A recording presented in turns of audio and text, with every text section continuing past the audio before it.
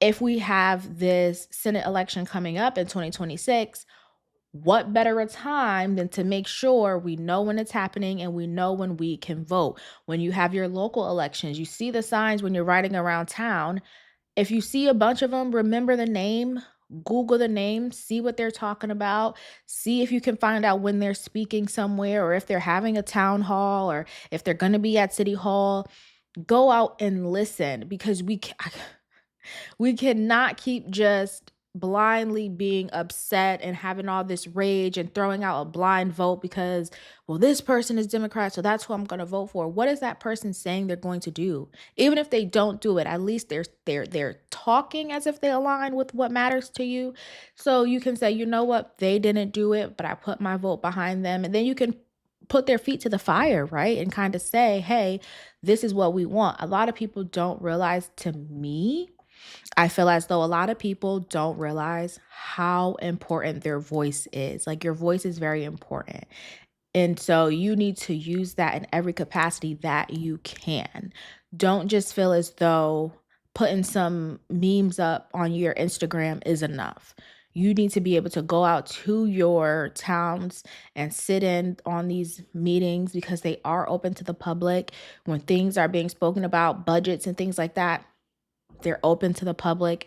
It's not something that's behind locked doors. Like, no, you can literally go in and sit in and you can get your concerns heard and you can talk about these things. But people don't want to do it. They want to be outraged and they want to get behind crazy movements and put the hashtags up, and that makes them feel more involved than actually being involved, because being involved takes work.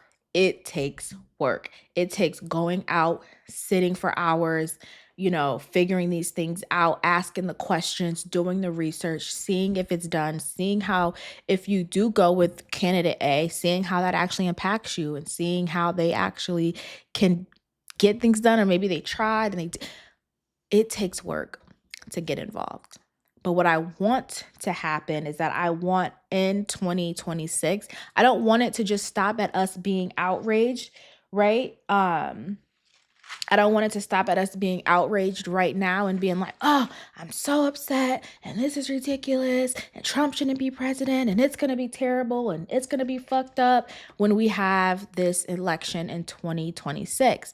Don't forget, get involved. Find out when your local primaries are. Find out when your mayor's up for election. Find out when your, state representatives and all of these different people are up for election. Don't just, granted, I did the same thing. I did my best to research it, but I didn't do my specific town, right? Like, I researched the capital of my state, which is Hartford. I researched those people. I looked into those people. I didn't really look up like my specific town. But that's all important, as well as knowing your governor. When is your governor going to be, up for re-election? And do you want to vote for him again? Do you want to vote for her again? Do you want someone else?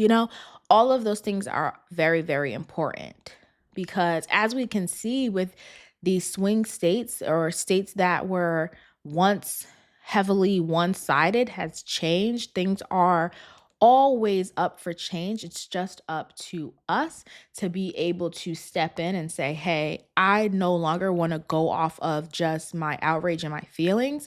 I don't want to vote blindly because I believe, because I'm Black or I'm African American, I have to vote blue. There's no other way for me to vote. I have to vote blue. Or